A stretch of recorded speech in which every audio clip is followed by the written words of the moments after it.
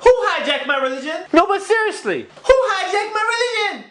I mean, I turn on the TV and I see this guy explaining Islam. But he's talking nonsense. I'm like, what religion is this guy talking about? Not only does he have no idea what he's saying, but he's not even Muslim. It's like getting a Hindu guy to teach Christianity. Seriously, where do they get these characters from? It's even funnier how they give him the title of expert. Just because you wrote a book about Muslims doesn't make you an expert. And don't get me wrong, it's not just non-Muslims. They even throw confused Muslims on TV. Somehow they keep finding these people who have little or no knowledge of the religion. They show them screaming nonsense and talking all crazy, talking about killing and murdering, instead of basing their actions on Islam. You hear all kinds of crazy stuff. Like these speeches are pushing people towards their nationalistic movements. There's no nationalism in Islam. There's no nationalism in Islam. And I'm sitting there thinking, out of all the Muslims they can put on TV, they put these people on? Come on, man. I don't recognize this religion they're talking about as being Islam. It's like they're practicing a totally different religion. Somehow they keep giving the limelight to these extremists. Coincidence? I don't think so. This is how they build public opinion on a group of people. So people end up hating Muslims. But their hatred is based on ignorance. People aren't born racist. Prejudice is something that is learned. They don't necessarily come out and say Muslims are terrorists, but they'll do everything else so you come up with that opinion. Look at all this mumbo jumbo they put in the movies. You see, in the movie they can lie as much as they want because they can use the excuse, it's only a movie! But do you ever notice that all the bad guys in the movies these days are Muslims? And the actors who play their role, they don't even do their homework. Sometimes they show the Muslim praying and in the middle of this prayer, he answers the phone. Or in the middle of this prayer, he'll talk to somebody. Joke! Sometimes they have the Muslim character sleeping with one of the women in the movie. Double joke! Who writes this stuff? And how come every time they show the main bad guy acting evil, they're playing the adhan in the background? Hello? The adhan is a call for prayer. Coincidence? I don't think so. They take a peaceful religion and they try to associate violence to it. No wonder the masses are confused about Islam. People are often scared of things they don't understand. And don't think we're the first people who are victims of this propaganda. Do you remember the way the Japanese were treated during World War II? Or the way African Americans were treated during the Civil Rights Movement? You get the picture. History continues to repeat itself. And the way that stereotype is built is done in a very sneaky, sneaky way. You flip on the TV and you see images of black people stealing. I guess they assume if you see it enough times, you'll start believing that all black people steal. Or all Hispanic people cross the border so they can steal your jobs. Or all white people are trash. Or women are inferior to men. And the false list of stereotypes goes on and on. These tactics are nothing new. It's the same tricks over and over again. But this time, they're building the stereotype of the Muslims. They're trying to associate the word Muslim with the word terrorist. But the word Muslim terrorist is an oxymoron. You know that's when you put two words next to each other that have opposite meanings? It's like saying definite, maybe. Or that's a loud silence. Same difference. Exact estimate. You get the picture.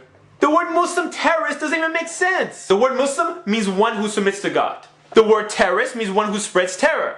So how could one who submits to God spread terror? It doesn't make sense. How come when a Muslim commits a crime, he is immediately associated with his religion? But if anyone from another religion commits a crime, their religion is never been mentioned. They take verses from the Quran out of context to serve their own purpose. Think not that I have come to send peace on earth. I came not to send peace, but a sword. Does that sound violent to you? Does that sound something that you can take out of context? We don't know the sentence before that or the sentence after it. Oh, that's not from the Quran. That's actually from the Bible. Matthew 10:34. You see, you can pull that trick with any religion. Do you know what I'm saying? I live in a country where the majority of the people are Christian. But you won't hear the term Christian terrorist if a Christian commits a crime. This is because it's common knowledge that Christianity does not teach terrorism. But since the average person lacks the knowledge of other religions, they are easily fooled to believe what is told to them. They're the ones who base their opinion based on what they see on TV. And if you repeat a lie enough times, people take it as truth. Just imagine if the TV was your teacher. You probably think Islam is a religion of fanatics, that Muslims have no connection with reason or rationality. But in reality, that's the exact opposite. When you study Islam, you see that it encourages thought. It advises man to think and reflect. It promotes peace and tranquility. But there are people who are out there who do action that Islam forbids in the name of Islam, abusing this beautiful religion to promote their own agenda. And the media loves these type of people. So anytime they find any of these bad apples, which is usually people who don't understand Islam, They wait till they get all emotional and then throw them on TV. Ratings, baby! Ratings! They don't care about the truth. The only thing they care about is the numbers. They just want to boost their ratings, increase their audience, so they can raise the price of their commercials and make the money. If we Muslims only practice Islam the way it's supposed to be practiced, these people wouldn't have any footage to play with. You see, you can't judge an entire religion based on the actions of a few. I don't judge Christianity based on the Christian fundamentalists who blow up abortion clinics. By the way, what kind of pro-life message are you sending by blowing up innocent people?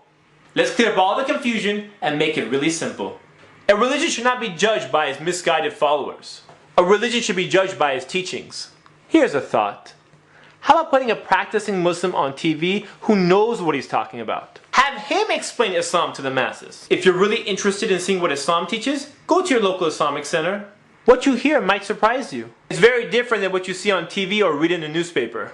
Yeah, a bunch of people are trying to hijack my religion, and I want it back. Remember, so many of the early enemies of Islam ended up becoming Muslim when they saw Islam practiced correctly. Do you know what I'm saying? At the end of the day, it doesn't make a difference what the media shows or what the newspapers say. But a lot of people judge action, not words. And if you're a good Muslim, inshallah, people want to be like you. So it's up to us to be good examples, inshallah. And the only way we can do that is to practice Islam properly. Do you know what I'm saying? This is Ali reminding you just in case you forgot. This is Ali reminding you just in case you forgot. We have to show Islam by example.